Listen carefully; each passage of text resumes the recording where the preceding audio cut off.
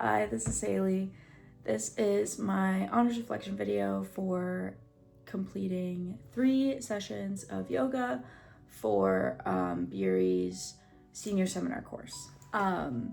So I chose meditation and yoga. So yoga I chose because it also has like a lot of parallels with meditation in that like it's focusing on your like self-betterment and also like relaxation and in like the body and the mind and stuff like that. And that's something I desperately need this semester, so that's kind of why it was selected.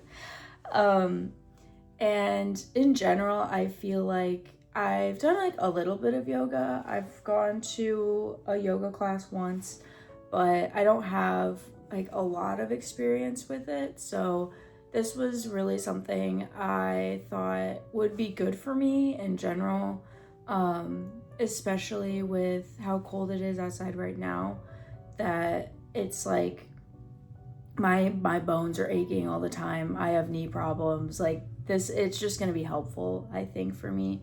And I'm excited to like kind of see what it does for me, or even if I like get more flexible or something. I don't know. It's only gonna be 3 sessions, but still, a girl can hope.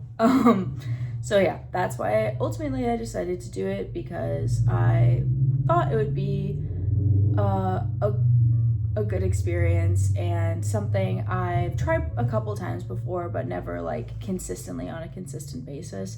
I do sometimes have like lower back issues, so sometimes I'll try to like force myself to do like a couple stretches before bed if like my back's really aching that day, especially after work. But in general, I'm pretty bad about like keeping up with it, so having a strict schedule of like I have to do 3 of these might be good for me, and also will show me like different stretches that I can just like do if I am experiencing any back pain or hip pain. So what I really wanted to do first was like more back pain, lower back pain, and hip mobility stuff to start out with. So that's probably like the 3 I'm gonna do, or like involving like that area, because I feel like that's the area I have the most difficulty with. So yeah. So for my first session, I watched a Yoga with Adriene video and did a video for cortisol levels and stress management. And I did this before class in the morning because I wanted to see how that would impact like the rest of my day. One of the things that was really interesting about this one, it was very simple, very easy, but one of the things she had us do was this breathing exercise where you hold one nostril, breathe in with the other, breathe out with the other one, and like you switch between them and you're like doing focused breathing, which I thought was really interesting. Something I've never done before, and like breathing exercises is something I've never really had to worry about or do. So it was really nice to kind of get exposed to that, I guess, a little bit. And the breathing really felt like making it so like specific and like a task I had to do. I look ridiculous doing this. But that really made me like really focus on the breath more than just like someone telling me over and over to focus on my breath. I felt like that, like giving me a task to do, really helped me like calm down and loosen up while I was doing all these stretches. And for the second session, I did this kind of midday after getting home from school. I laid out the comforter on the ground and just did some lower back work, because like I said, like my hips and my lower back are really like the biggest problem areas for me, I feel. I just am not very flexible there anymore. Used to be an athlete, not anymore. Kind of had to adapt. But these were really nice. Some of them were a little awkward, so there was a cut because the one she like wanted me to do, I was not going to do on camera. But these were really nice, and she showed like a lot of different movements that were like things that similar to like the stretches that I kind of just automatically do when I feel back pain, but more like intentional. And the movements were very specific to like specific areas of your back, and like specifically focusing on the lower back. So I feel like I'm going to definitely use a lot of these in the future, especially when like my back is kind of sore. Every session I did, I used Yoga with Adriene. So Adrienne Mishler is based in Austin, Texas. She started a YouTube channel in 2012 and now has over 12 million subscribers. And like I realized that she is a very popular one, which makes sense. Like she was the first one that I found that I was like, oh, this seems like really cool, really polished. She does her videos with her dog in them, so obviously like that was helpful. I really liked that. And a lot of people just use her for beginner videos, but especially like just the way she talks to the camera and everything, and she has her dog in her videos. She's just very calming and pretty like welcoming videos. So that's who I use for every single session.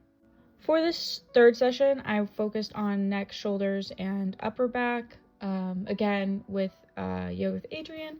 And this one was really nice. This one was right before bed, and it was just a real quick 10-minute yoga session because I wanted to get one in and see if that had any influence on like the way I slept or my sleep quality.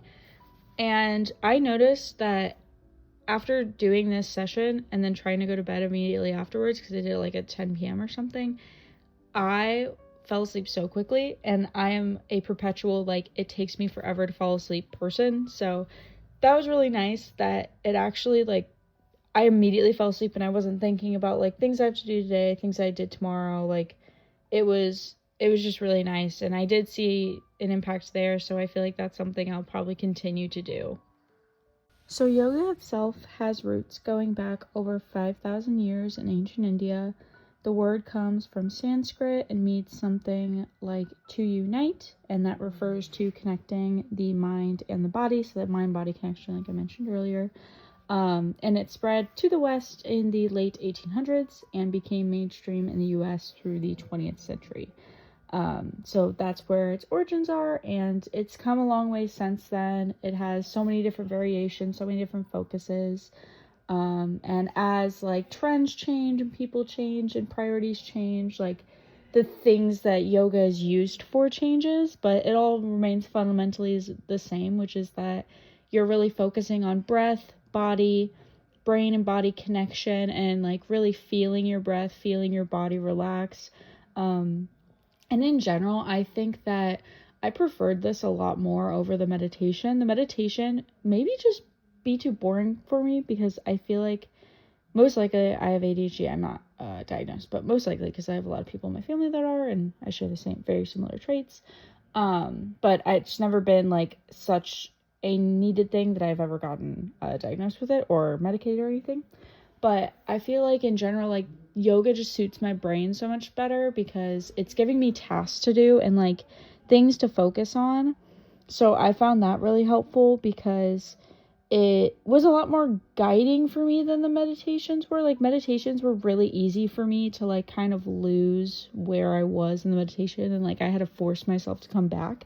And the yoga, like I feel like using my body and actually like feeling stretching and everything, like that really made me focus on like what they were saying. And a lot of the Yoga with Adrienne videos, she talks about like calming the breath, breathing movements, breathing techniques. So it had like a lot of the same qualities, and it kind of combined the two. And like she also had sessions that are like more meditative yoga sessions. So I feel like overall I preferred yoga, and it is something that I probably would see myself doing in the future. Thank you.